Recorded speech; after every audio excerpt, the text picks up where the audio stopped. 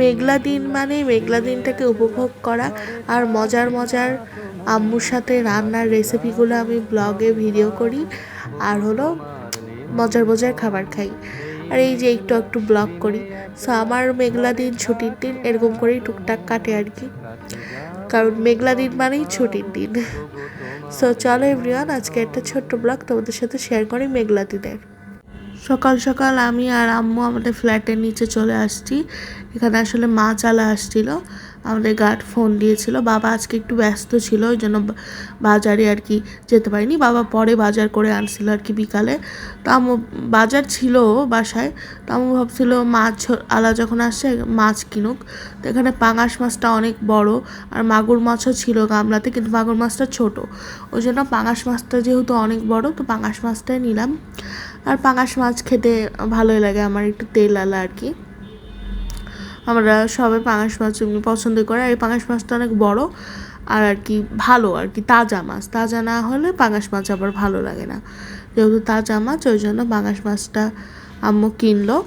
তো এই যেখানে মাছ আলাটা কেটে দিচ্ছে মাছটা ভালো করে একদম বড় বড় করে, আর আম্মু দাঁড়িয়ে আছে দেখছে আর কি ঠিকভাবে কাটছে নাকি মাছটা। বড় বড় পিচ করে কাটতে বলেছে মাছ আলাকে। মাছ পাঙাশ মাছটা অনেক বড় ছিল আর একদম মানে তাজা ছিল আর কি। আর এই যে আজকে হলো একদম মেঘলা দিন, বাতাস হচ্ছে মেঘ মেঘ আর কি। তো রাস্তাঘাটেও আর কি বাতাস। তো এই তো বাসায় চলে আসলাম ফ্ল্যাটের উপরে। তো এসে এই যে মাছটা বড় বড় পিস করা ছিল, মানে কাজের মেয়ে পরে আর কি কেটে দিবে, একটু পরে কাজের মেয়ে আসবে যখন তখন। তো এই যে আম্মু বলছিল ভিডিও করতে, তো ভিডিও করলাম একদম বড় আর কি তেল আলা পিস, আর লেসটাও বড় রাখছে, আর ওই যে ওগুলো তেল। এই যে আম্মু মানে অনেক বড় মাছটা অর্ধেকটা রেখে আর অর্ধেকটা ফ্রিজে ঢুকাই দিচ্ছে। অর্ধেকটা আজকে রান্না হবে আর অর্ধেকটা পরে রান্না করবে।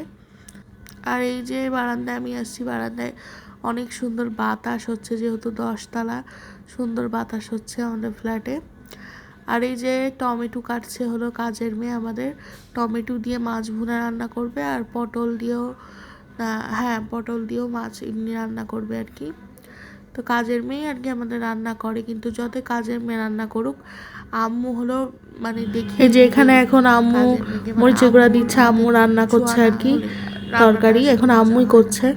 কাজের মেয়েরা আসলে বুঝতে পারে না, মানে মশলা একটু কম দেয়, তো ওই জন্য আম্মু এই যে বেশি করে মশলা দিয়ে দিচ্ছে, মরিচের গুঁড়া দিচ্ছে। মানে আমরা মরিচের গুঁড়া খুব একটা খাই না, কিন্তু আমরা ঝাল বেশি খাই না, কিন্তু ওরা একদমই কাজের মেয়েরা একদমই আম্মু যদি দেখায় না দেয় তাহলে কাজের মেয়েরা একদমই ভালো হলো রান্না খুব একটা করে না আর কি। মাঝে মাঝে করে অবশ্য, আমাদের এই কাজের আন্টিটা করে। এই যে কাজের মেয়েটা লবণ দিয়ে দিচ্ছে আর কি, উনি সাহায্য করছে আর কি আম্মুকে। আর আম্মুই বলতে একদম চেকে টেকে দেখলো তরকারিটা ঠিক লাগছে নাকি। তারপরে আম্মু এই যে মাছগুলা দিয়ে দিচ্ছে, এখন পাঙাশ মাছগুলা ঝোলের উপর দিয়ে দিচ্ছে। এই যে আম্মুই মানে বলতে গেলে রান্না করেছে, মানে একদম সব কিছু করা, আর উনি একটু হাতে হাতে সাহায্য করেছে। তো এই যে তারপর আম্মু এসে এখানে ঘর গুছাচ্ছিল। আর এই যে আজকে এত বাতাস, মানে মেঘলা দিন তো অনেক বাতাস, বৃষ্টি হয়েছিল না কিন্তু তাও অনেক মানে বাতাস। মেঘগুলাকে দেখে একদম সুন্দর তুলার মতো মনে হচ্ছিল আকাশের। আর আমাদের এই ফ্ল্যাটের এখান থেকে কিন্তু হলো পদ্মা নদী দেখা যায়, কখনো ছাদে উঠলে তখন ভিডিও করে দেখা যাবে। ওই যে একদম দূরে হলো, এখানে ফোকাস নিচ্ছে না, মানে এখানে অনেক যেহেতু বিল্ডিং আছে সেহেতু ভালোভাবে বোঝা যাবে না, কিন্তু আমরা অনেক সময় দেখতে পারি এই জানলা দিয়ে নদীটা। আর ছাদে উঠলে তো একদম মনে হয় কক্সবাজার, মানে একদম পুরোপুরি পদ্মা নদীটা দেখা যায়।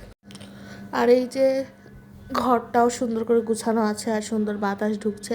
আম্মু এই যে আম্মুই গুছালো আর কি ঘরটা। আমার আম্মু সবসময় একটু ঘর দর গুছিয়ে রাখতে খুব পছন্দ করে, আমিও পছন্দ করি ঘরটার, মানে পরিষ্কার থাকলে আমার ভালো লাগে, কিন্তু অনেক সময় দেখা যাচ্ছে গুছাতে আর ভালো লাগে না, আম্মুই আর কি গুছায় আর কি। তো এই তো আমাদের সব রুমই পরিষ্কার হয়ে গেছে। আর এই যে এখন দুপুরবেলা গোসল টোসল করে আম্মু আর বাবার সাথে ভাত খেতে বসছি। এখানে হলো পাঙাশ মাছ একদম গরম গরম, আর তার সাথে তরকারি ছিল, ডুমুর ভাজি ছিল, ওগুলো খেলাম। তারপরে এই যে আম্মু বিকালে পুটিং রান্না করে, পুটিং বানিয়েছিল আর কি। পুডিংটাও কিন্তু পুরোপুরি আম্মু নিজেই বানিয়েছিল, কাজের মেয়ে সাহায্য নেয়নি, কারণ পুডিংটা আম্মু খুবই ভালো বানায়। সো আল্লাহ হাফেজ।